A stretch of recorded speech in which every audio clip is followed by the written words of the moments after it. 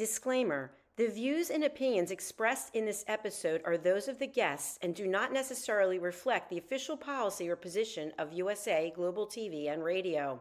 The content presented is for informational purposes only and is intended to foster open discussion and debate. Viewer discretion is advised. USA Global TV and Radio does not endorse any particular viewpoint and encourages viewers to seek out additional information and perspectives. Saving America with Dr. David D. Schein.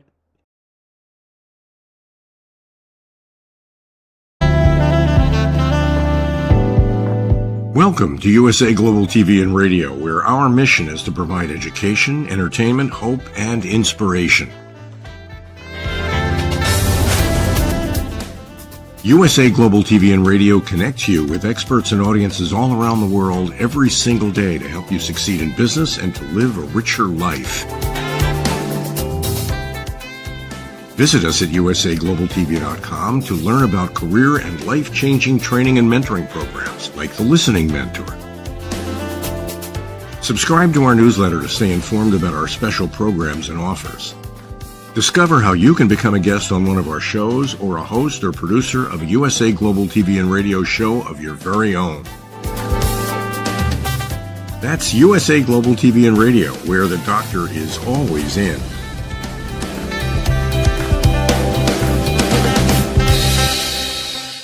Welcome to Saving America. This is your host, Dr. David D. Schein. Trump continues to be Trump, and the Dems continue to melt down in disturbing fashion. American reps meet with Chinese officials in Switzerland regarding tariffs. Treasury Secretary Scott Bessent and U.S. Trade Representative Jamieson Greer met with China's top economic official in Switzerland. Just the meeting itself is a sign that Trump at least has a superficial shot at winning the trade war with China. That's not going to be an easy task, folks. Recall that Trump, since taking office in January, has added new tariffs on Chinese imports totaling 145% to punish China over years and years of unfair trade practices and the U.S. fentanyl crisis. China has responded with 125% retaliatory tariffs. Treasury Secretary Scott Bessent has called these levels unsustainable. So these are so high that reports are that ships are empty over in the Pacific and China has workers in revolt over not having any work. I do want to volunteer that I do not want a resolution. If a deal is made, China can lower prices for a while, keeping U.S. industry on its back and continue to endanger our safety and our national security. Much more needs to be done to be made in the USA and by our true allies. Further, China cannot be trusted to honor any agreement. Remember when they made a supposed deal with Demented Joe to cut back fentanyl going to the U.S.? Funding for gain-of-function research has been pulled. As usual, the general idea of not allowing gain-of-function research to roll along and certainly not to send money to Wuhan labs to poison the world, hey, all of that's solid. However, Trump has messed up the execution. Big surprise there. You see, Trump signed an executive order to limit funding for gain-of-function research. This type of research led to the COVID pandemic. The point of the executive order is to work with federal agencies to issue guidance that will end federal funding of all gain-of-function research in the U.S. and abroad. The order also directs agencies to track gain-of-function research in the U.S. that is not federally funded and figure out how to stop it. What's really important to understand is that we cannot stop doing this research. America must be ready with production of contra vaccines to deal with a biological weapon from China, Iran, or some terrorist group. I doubt Wuhan has shut down since COVID, so I express my concern that this is the wrong approach. I hope folks in the CIA are doing their own part to research this leading-edge weapon in a future war. I'm sure it comes as no surprise that the Trump administration has announced that Harvard will receive no new federal grants until it meets a series of demands recently announced by the Education Department. This action/threat was in a letter to Harvard's president. This is on the heels of a freeze of $2.2 billion in federal grants, while Trump is also pushing to strip the school of its tax-exempt status. The feds accuse Harvard of serious failures in 4 areas: anti-Semitism, racial discrimination, abandonment of rigor, and viewpoint diversity. I want to quickly note that I do not think the second two have any relevance to the federal government's enforcement. The first two, yes. The second two, I think they're on the wrong track. However, in return, Harvard's president has previously said he will not bend to the government's demands. In fact, the university is sued to halt its funding freeze. My advice would be for Harvard to follow the example of some of the Christian colleges and refuse all federal grants and funds. They certainly have the money to do it. Russia and Ukraine are still at it. Sadly, and despite promises from Trump going back to the presidential campaign last year, the loss of life and the horrible destruction continues. Russia has imposed significant further losses on Ukraine while it continues its war crimes campaign against civilian targets. I do salute Trump for getting the rare earth minerals deal done. That is a start. Next, give Ukraine enough weapons to cause such super heavy losses on Russia that the people finally rise up like they did here during the Vietnam War.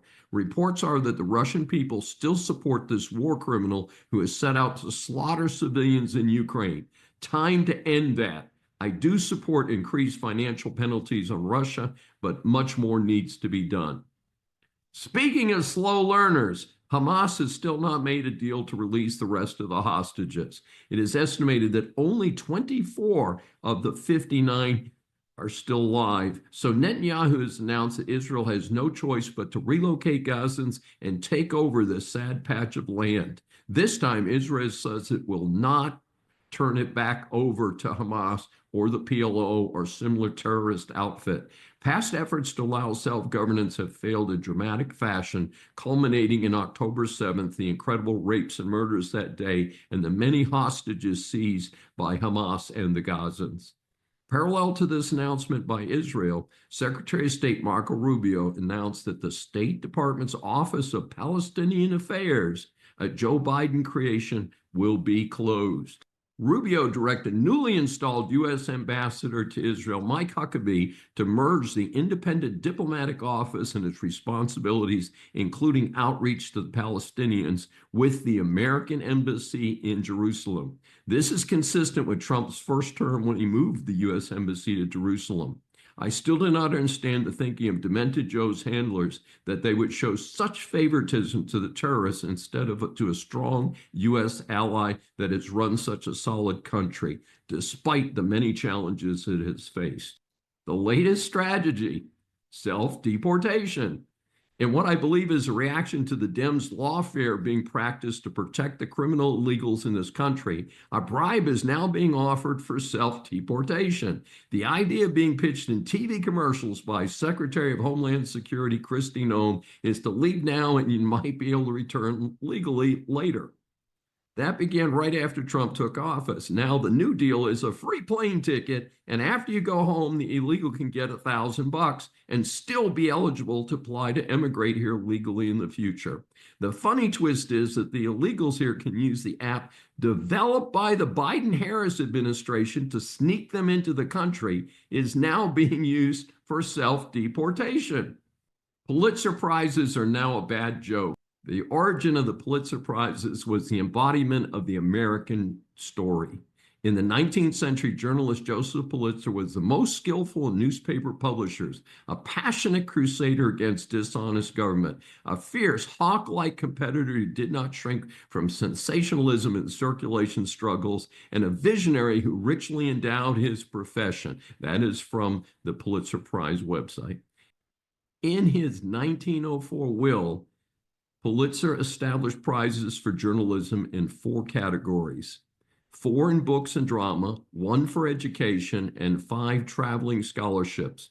Initially, 3 of the scholarships were awarded on recommendation of the Faculty of Journalism at Columbia to graduating students.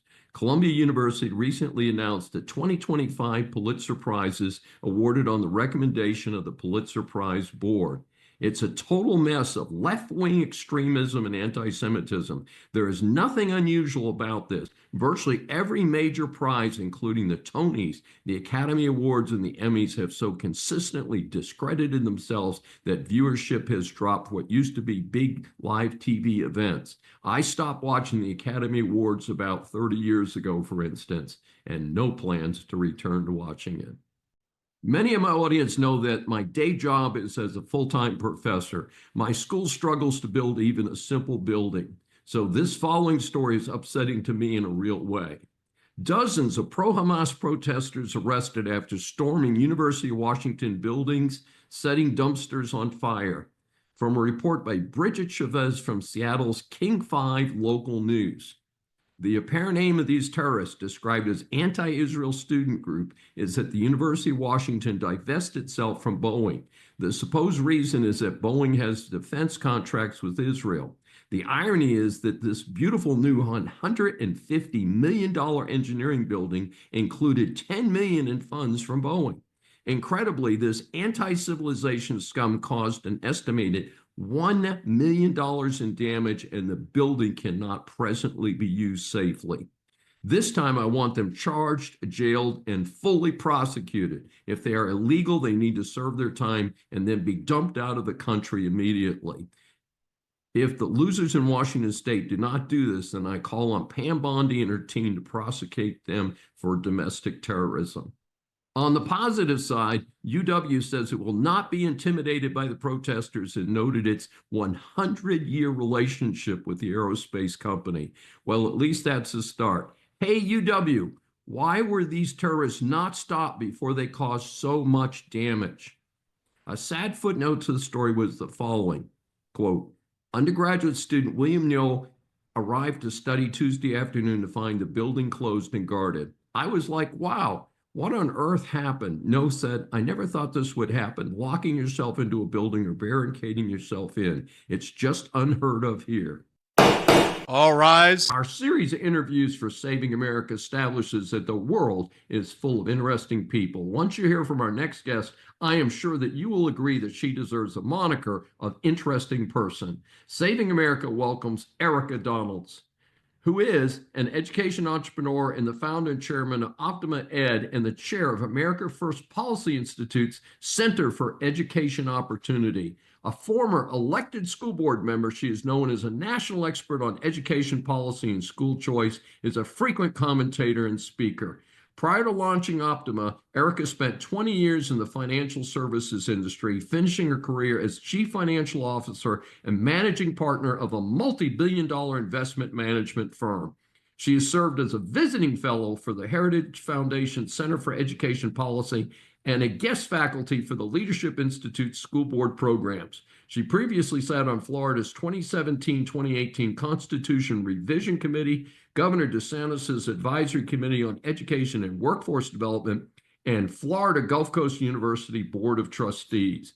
Erica holds a BS in accounting from Florida State University and a Master of Accountancy from Florida Atlantic University, where she is a distinguished alumni honoree. She's a former certified public accountant and a chartered global management accountant.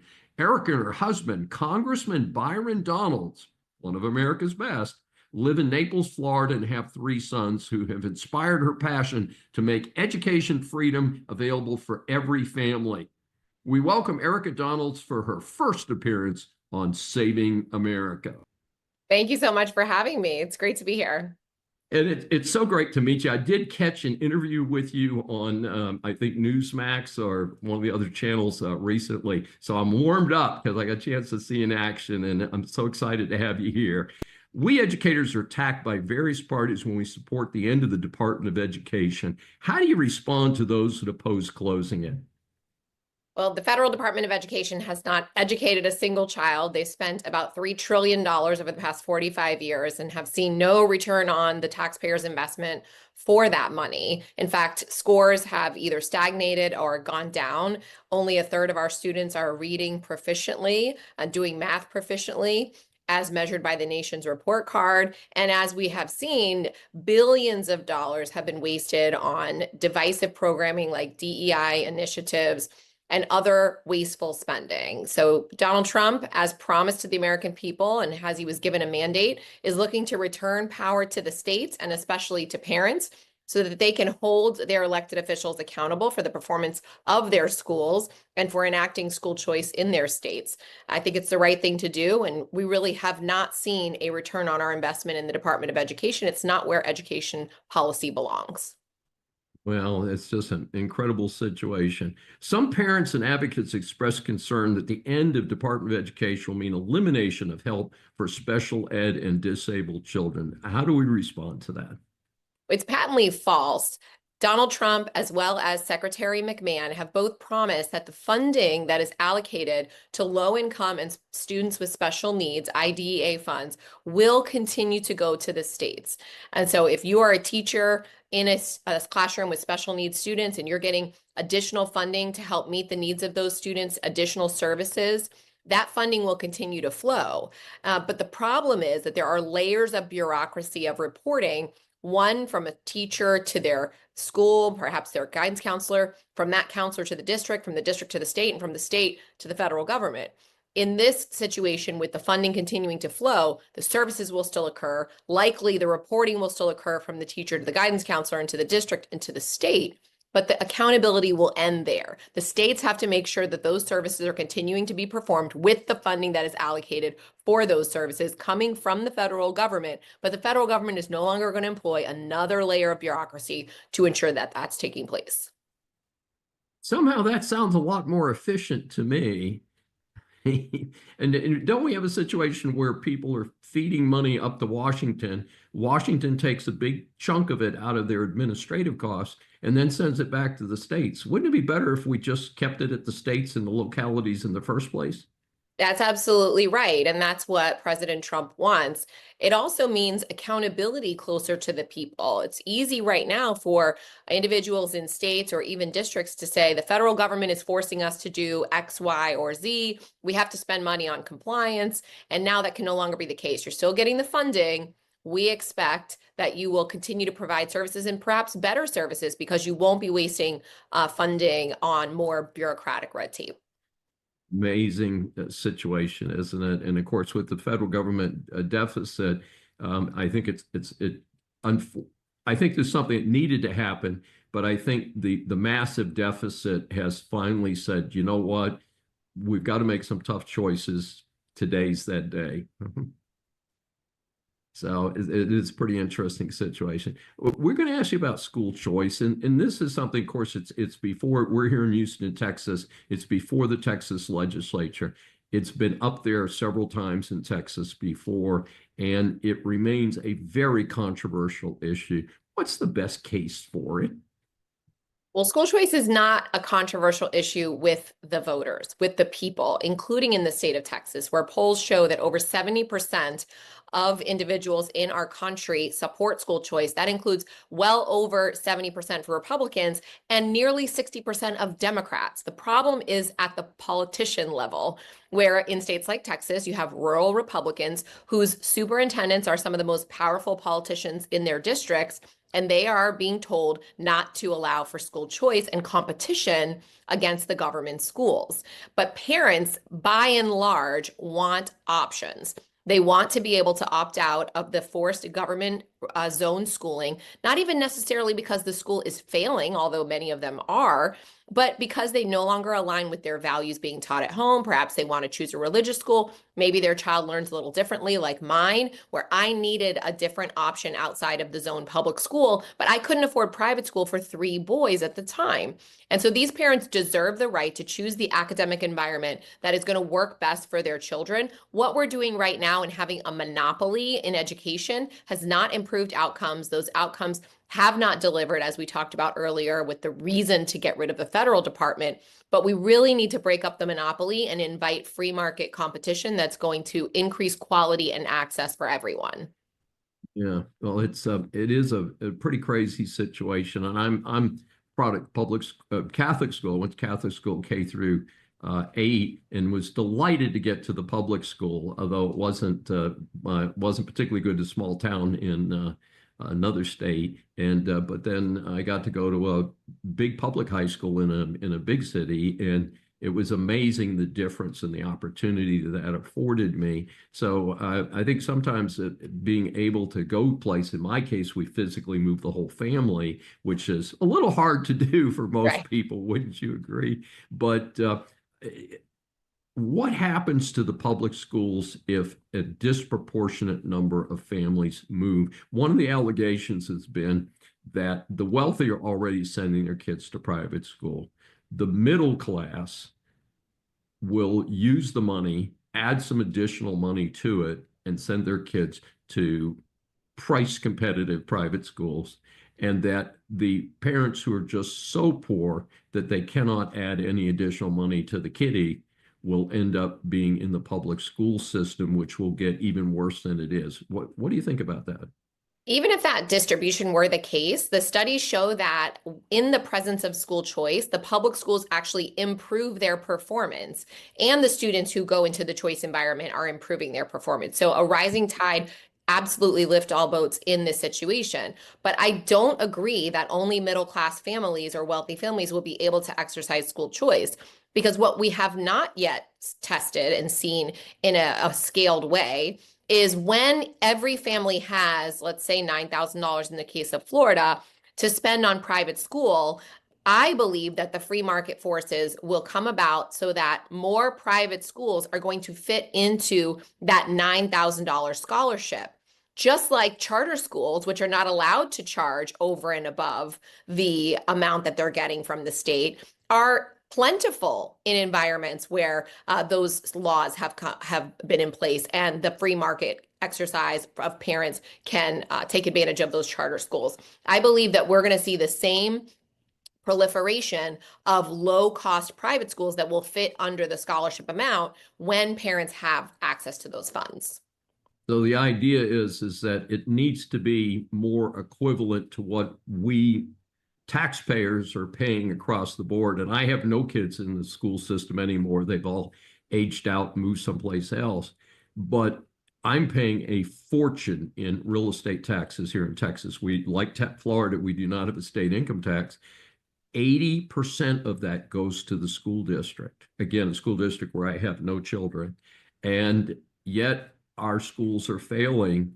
And you mentioned an important concept, it's charter schools. And before we began recording, I mentioned I came from business breakfast this morning, and the speaker was a person who's it's called the Heritage Private School, and it's a Heritage Academy. It is a charter school. It sounds like a private school, but it's a charter school, and they are going to focus on the 3 R's. They're calling it no technology approach to get back to, reading and writing and really learning the basics. And speaking as a college professor, I am so critical of our K through 12 system today. We are not producing people ready to go to college. And in fact, I teach only seniors and graduate students in college. I can't deal with the freshmen and sophomores. They're undisciplined and they're not ready they're not ready. It's not a question of IQ, it's a question of preparation. So I think we could certainly do a lot better. Why are the teachers unions so against this school choice proposal and against charter schools? Well, most, if not all, schools of choice are non-unionized, and they have been feeding off of the growth of public education, including the growth of non-teaching positions, which have exploded over the last 20 years, because it means more union dues paying members, even though it does not necessarily equate to an improvement in academic performance of our students. So of course, the unions do not want school choice. They want a monopoly to continue over education, tax dollars, and spending. If parents have options, they're going to want to go somewhere that the teachers are actually held accountable for their performance and for the service they provide to the children.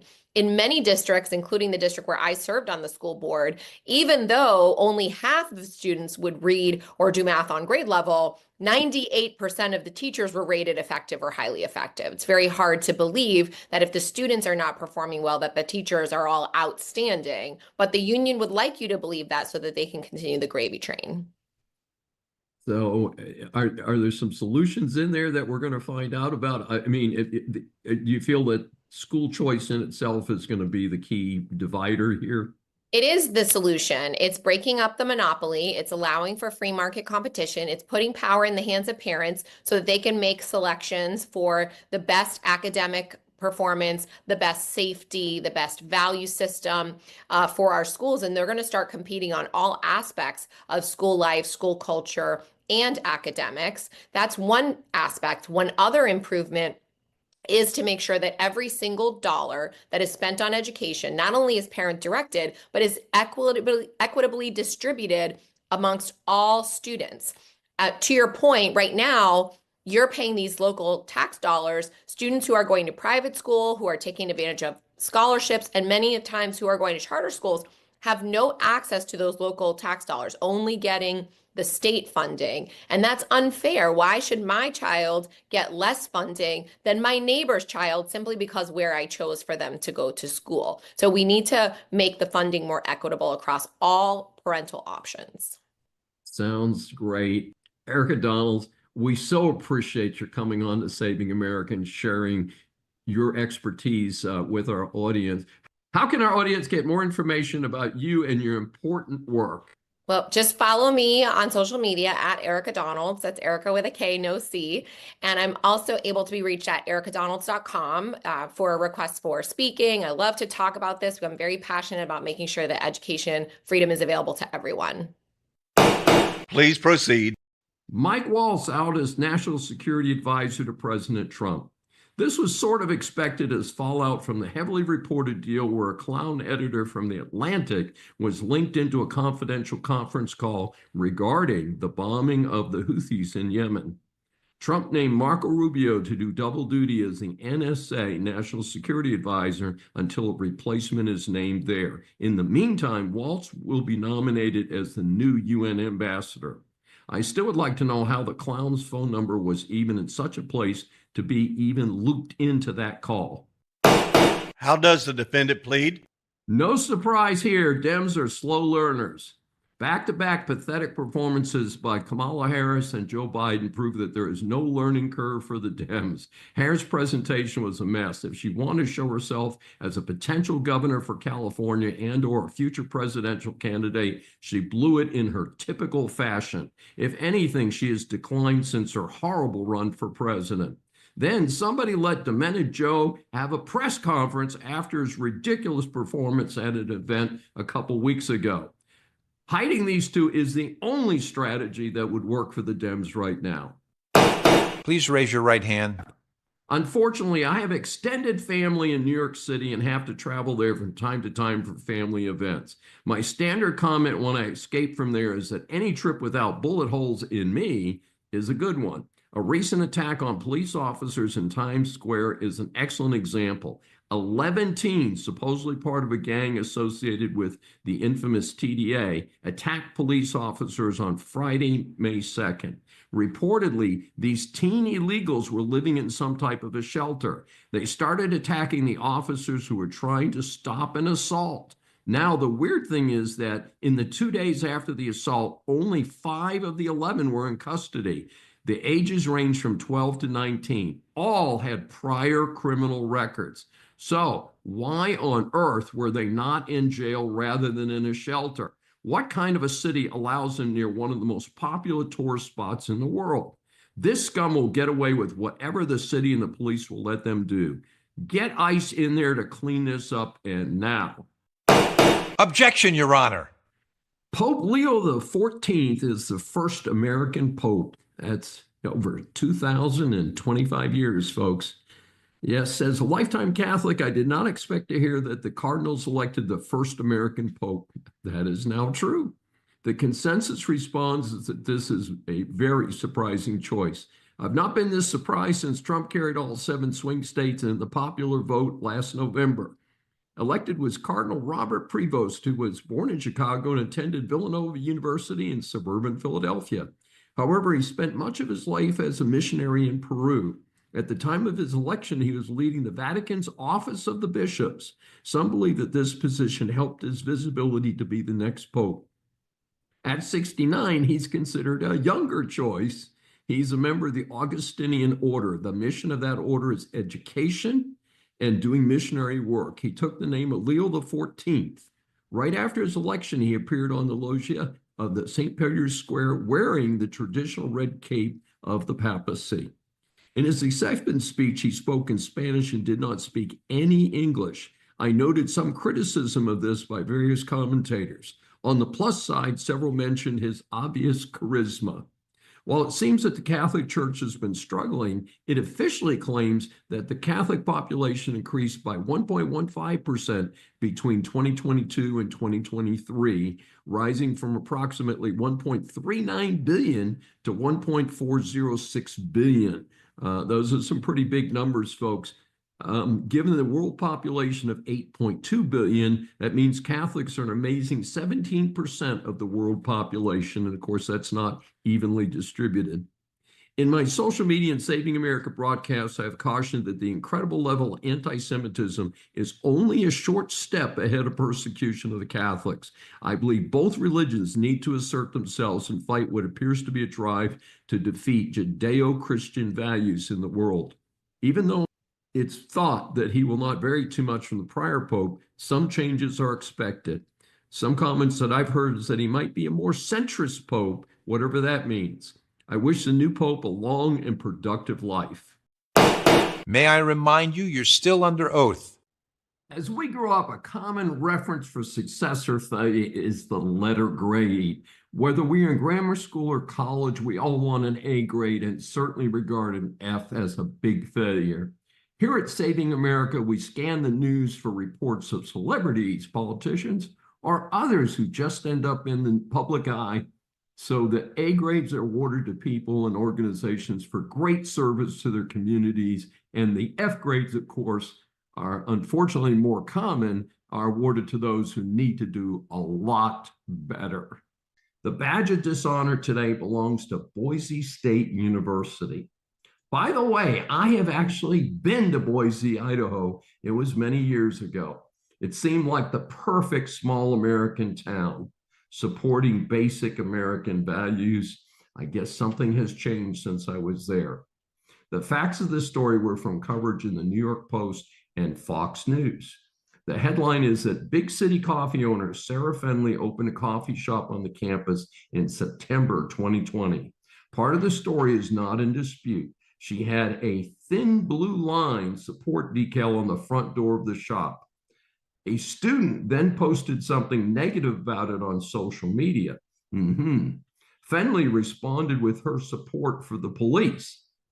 Then Boise State administrators got involved. From there was controversy about what the administrators told her. In any event, the shop was closed in just 4 days. She then sued and won a unanimous jury verdict against Boise State. The award was $3 million for lost business, reputational damage, mental and emotional distress, and personal humiliation. Jurors awarded her an additional $1 million in punitive damages from the school's former vice president of student affairs. The basis for the case was the university administrators conspired to retaliate against her for expressing pro-police views on social media, which would be a First Amendment constitutional violation because this is a public university. Jurors deliberated for only 3 hours before reaching this unanimous decision for Fenley. Boise State vigorously defended its position, claiming that Fenley made her own decision to close the coffee shop.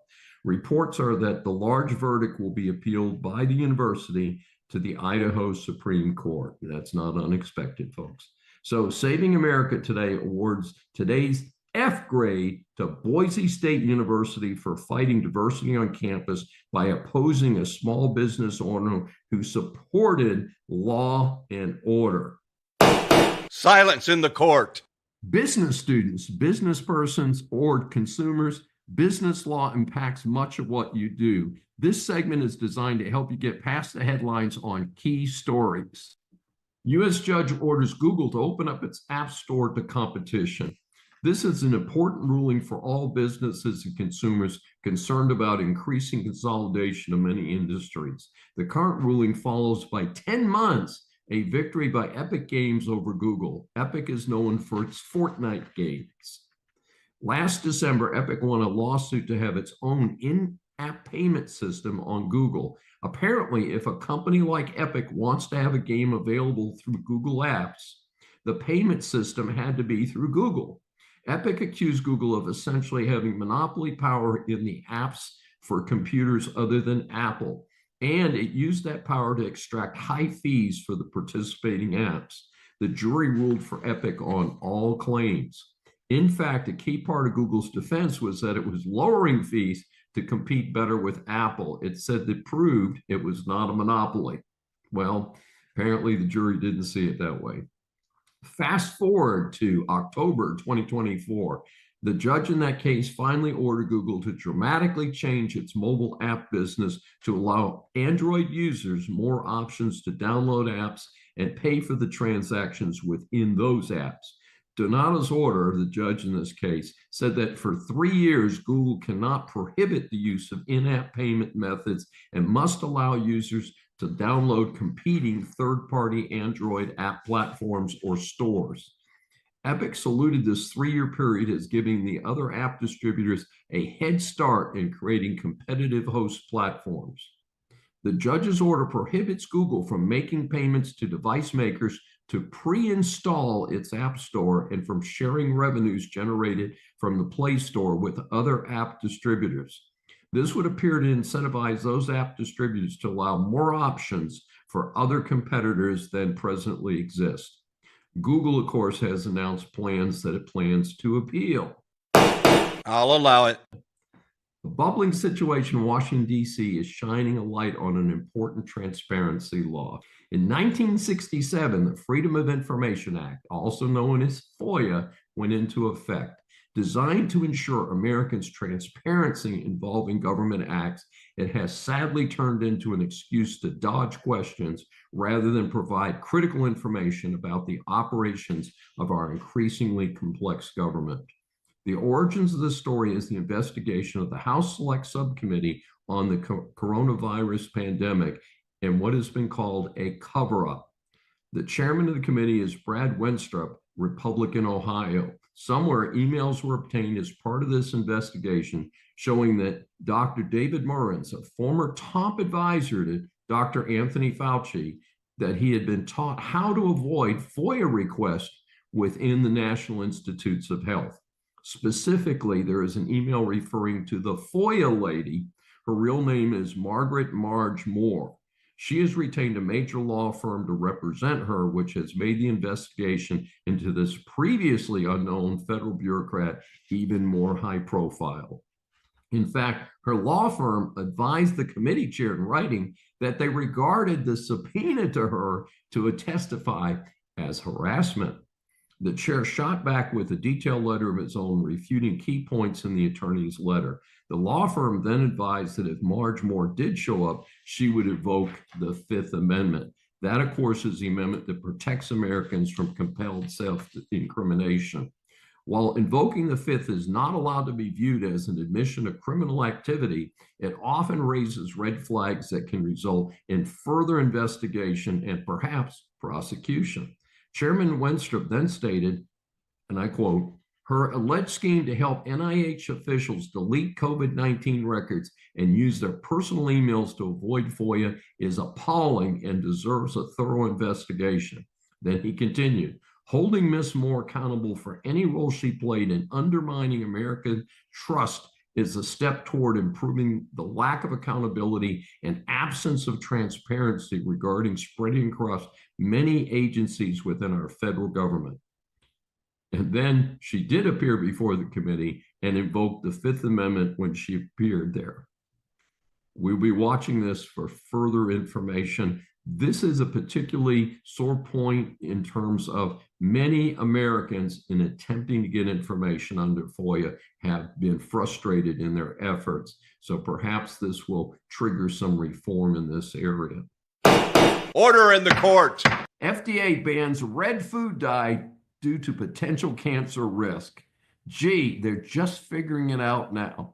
Nearly 3,000 foods are shown to contain red number 3. It is now banned in foods starting in January 2027. Drug manufacturers have all the way until January 2028 to remove it from oral medications. A fascinating footnote is that the cosmetic use, that's right, simply using it on your skin, was banned 35 years ago in this country.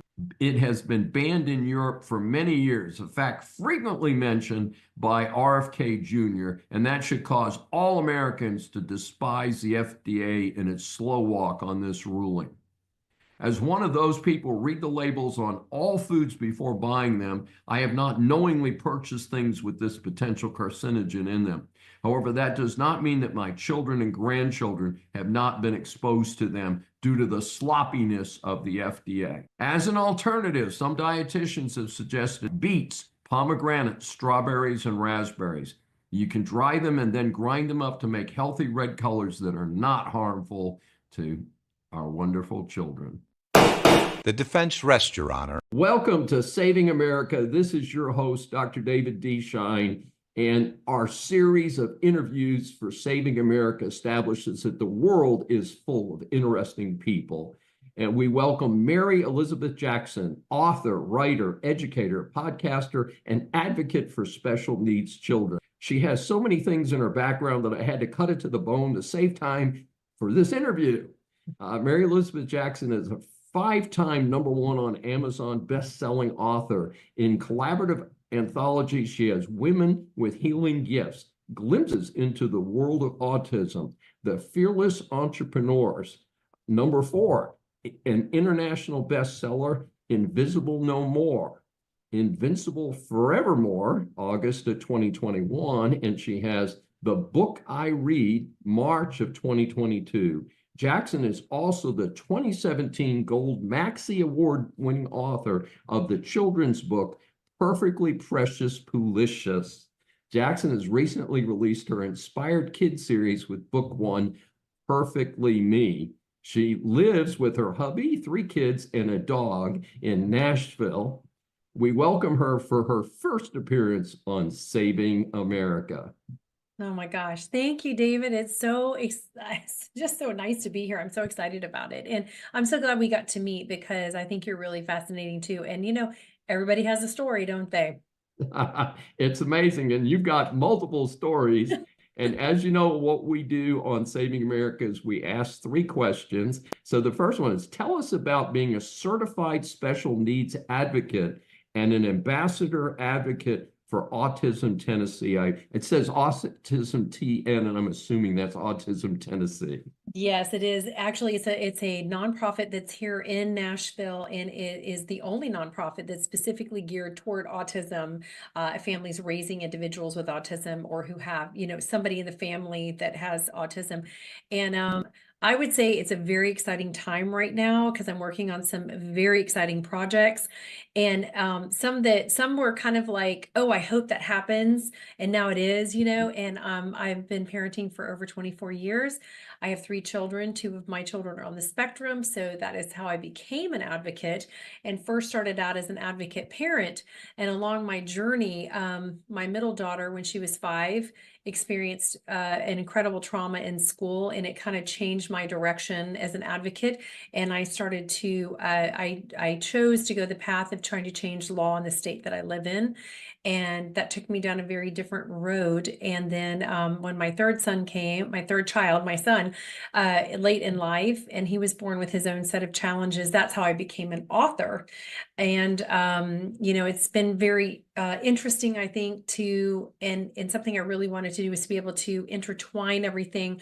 So for being an ambassador advocate with Autism Tennessee, I go out into the public and do events and education. And right now we are launching our Building Bridges program. I have people I'm training tomorrow. So we go into schools, daycares, preschools, corporations, and train individuals on early signs and symptoms of autism and what to do, how to help. And because it's 1 in 36 kids now that's being diagnosed with autism, the rate is going up and up.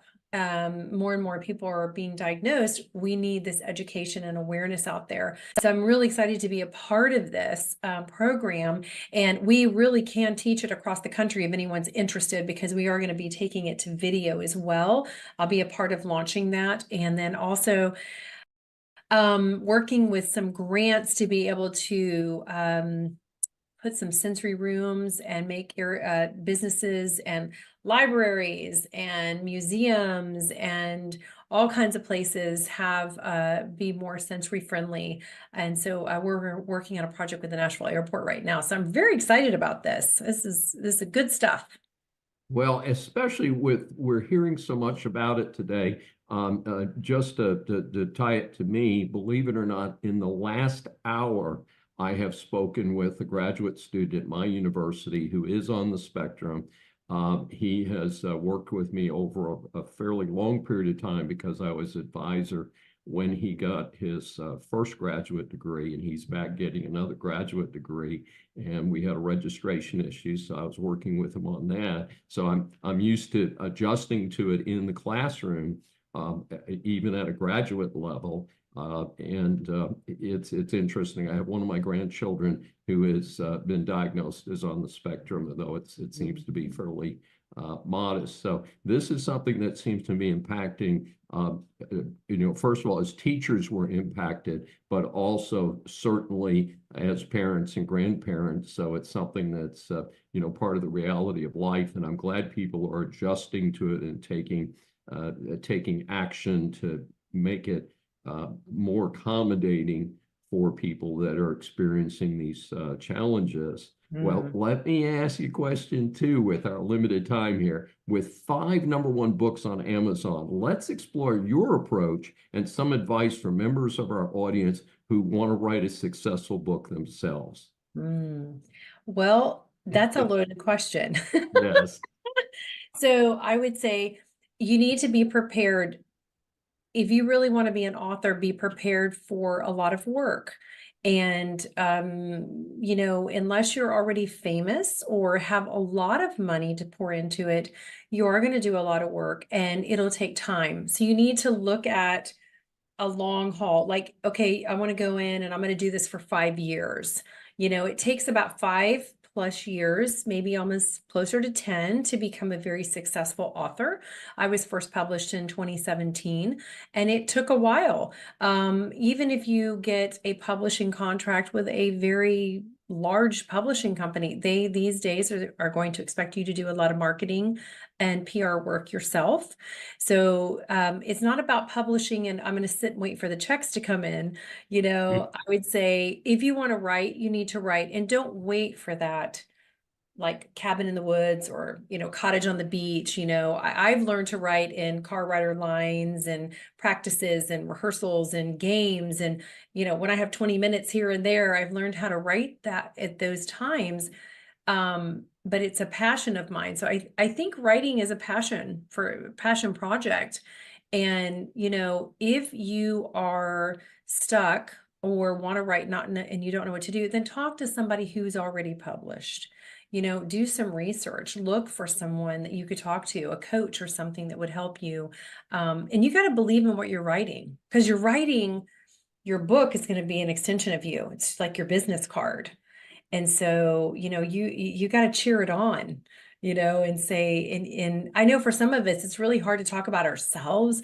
But for me, it was like, I took myself out of that because that was difficult, but talking about my book was so much easier, so you have to take every opportunity you can to promote. I mean, and kind of shamelessly, right, David?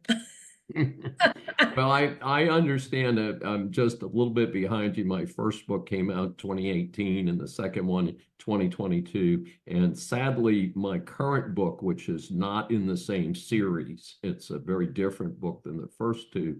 I'm very delayed. I've written the first 12, 14 chapters of about a 70-chapter book. And of course, even that is interesting to me as somebody who's read hundreds and hundreds of books over my career, is that we're used to having a book with 12 or 15 chapters, and now books have many more chapters, and they're just shorter, 1,500 words a chapter, and I'm kind of used to 3,000 word chapters. So it's just a very interesting how even the publishing business, on my second book, we've sold more Kindles than we have hard copies. And growing up, I would never have anticipated, gee, if I'm an author, most of my work is electronic. It's interesting, isn't it? The whole platform.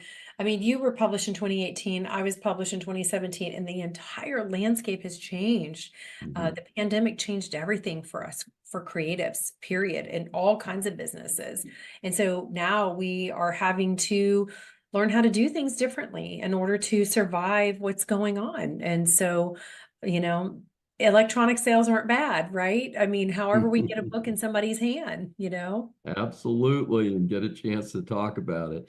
And Right. our third question today is, can you share with our audience what they can expect when they listen to Writer's Corner Live and Cover to Cover, two of your active series online?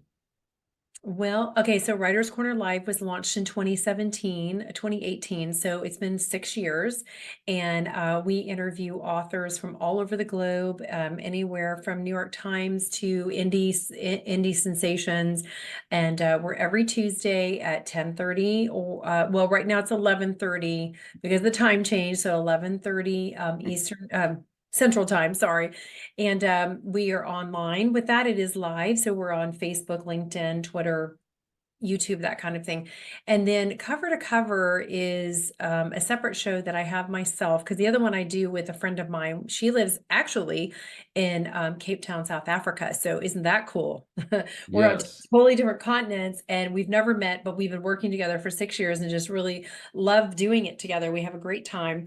And Cover to Cover was born out of my daughters are music artists, and I am their manager, momager, we'll call it. That's what my girls call me.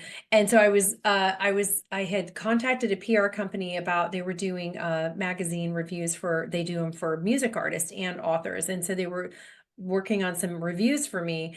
And the owner said, you know, I was looking over your website, and I want a book podcast for my PR company. And would you do it? I was like, So it took me about 6 months to decide, because I was like, you know, how am I going to do this different? What do I do? But anyways, now I'm on Brushwood Media Network. I have over 340,000 listeners globally. I'm so excited about that.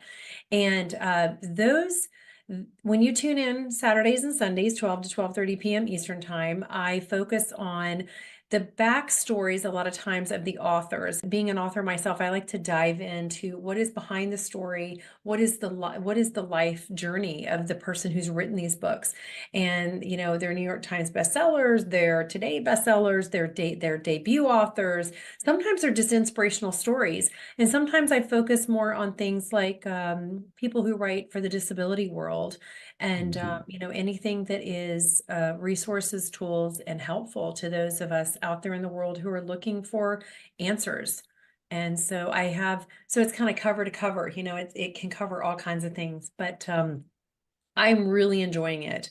And I have just met some of the most amazing people, like the former CEO of Procter & Gamble, and, you know, somebody that, well, I told you who I interviewed yesterday. Like, he's the leading specialist in the world for, you know, crop circles. I mean, whoever thought I'd meet this gentleman, you know, and he's a famous artist, Freddie Silva, and wonderful gentleman. I mean, he's just it's just amazing, all the people that we get to meet and interview, and it makes it a real honor, you know, and a blessing. It sounds like a lot of fun. And of course, we got interviewed together some months ago, which is how we got introduced in the first place. And it's been my pleasure to get connected with you. And it is an interesting journey. And as I said, there are so many interesting people in the world. And I think one of the things that we do is to help people in their cars or looking for something, or maybe even sitting at the beach, and to say, gosh, I didn't know anything about crop circles, and now I know everything that I ever needed to know about them. And I actually know what crop circles are, which I find fascinating. And I'm one of those crazy people who likes the Carnac stones in France and Stonehenge and Oh, yes, and he is. Hairbrain. Yes, and he's done like 16 documentaries on all of that, and he's had all these meetings like with NASA, and so all this science in the past and our history are coming together, and it was so fascinating yesterday, and it's a real blessing to be able to share that with others. Because like you said, we never know out there who might just need to hear something that someone says, and it may change everything for them, and it may just make them smile. It may make them feel like, okay, I can get through today. Today I can be okay. I think that's a very valuable concept, and one that we can certainly subscribe to. Mary Elizabeth Jackson, it is so much fun to talk with you again and to share you with our audience. Can you tell our audience about how they can get more information on you? Absolutely. And Dr. David, thank you for having me. And yes, it's been such a pleasure getting to meet you and getting to interview you as well. And so you can find me at www.maryejackson.com. And I am on social media, Facebook and Twitter and LinkedIn and TikTok. I go over there and do a lot of author little minute snippets about the behind the scenes. But my name, Mary Elizabeth Jackson, is pretty much where you can find me social media wise. And all my books, you can find my books on my website. You can find my shows. I have an inspired kids series that was, inspired by my son who came in with challenges. And my goal as a writer, I have a middle grade reader coming out, but my goal as a writer is to empower kids and to help them to know however they came into this world, they are okay. So absolutely. And as a grandparent, I could tell you that we're out getting books for the 7 grandchildren and making sure that they feel connected to the world. So you're doing something very valuable. I'll allow it. This is a cautionary tale. This will be your experience in the rest of the USA if the Soros-backed soft-on-crime DAs continue under incompetent Democrat leaders of many of our wonderful cities. I spent the last weekend in San Diego, California, and reflecting on it, the song California Dreaming, a 1965 hit by the Mamas and Papas, came to mind. It was a beautiful song about a beautiful place. That was then. Today, California, after a dozen years of Democratic leadership, is ruined. Most know about the destruction of San Francisco and LA. Corporations and middle-class taxpayers are fleeing the state. San Diego so far seemed to be surviving the decline in the state. In general, the popular tourist area near the waterfront looked pretty good. While having breakfast at a nice cafe, I did see one of the worst looking street people I have ever seen. I am not sure why the police did not remove this filthy and near naked creature to a facility to help him out. That's not humanity as far as I'm concerned. Like any trip, I forgot an item and decided to take a walk to an urban Ross Dress for Less store. Turned out to be a 10-block walk. That was okay. And it was a nice walk until I arrived at the Ross store, which was not far from the courthouses in downtown San Diego. A guard outside the only operating door with a very quiet store on a Saturday afternoon should have been adequate notice. The guard let me into the store. Inside, I was greeted by 2 guards and a system to let consumers in and out of one entrance only. I was told I'd have to produce a receipt to exit the store. That was fine, as I have this habit of paying for things that I buy. Virtually everything in the store had those electronic tags that can only be removed with a gizmo at the checkout counter. I found my one item, although not really what I wanted, in the store crowded with merchandise, but not customers. This session is adjourned. Thanks for joining me for Saving America. If you have questions or comments, please find me on various social media sites. I'm Dr. David D. Schein, and I will see you next week. Welcome to USA Global TV and Radio, where our mission is to provide education, entertainment, hope, and inspiration. USA Global TV and Radio connects you with experts and audiences all around the world every single day to help you succeed in business and to live a richer life. Visit us at usaglobaltv.com to learn about career and life-changing training and mentoring programs like the Listening Mentor. Subscribe to our newsletter to stay informed about our special programs and offers. Discover how you can become a guest on one of our shows or a host or producer of a USA Global TV and radio show of your very own. That's USA Global TV and Radio, where the doctor is always in.